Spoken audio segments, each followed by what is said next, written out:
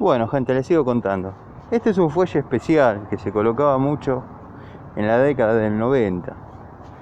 Obviamente se dejó de fabricar y la única manera de reparar, si uno no pudiese conseguir, es cambiar el inodoro.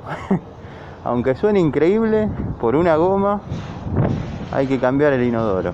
Pero bueno, logré conseguirla ahí en la casa de repuestos Laines, donde compro siempre.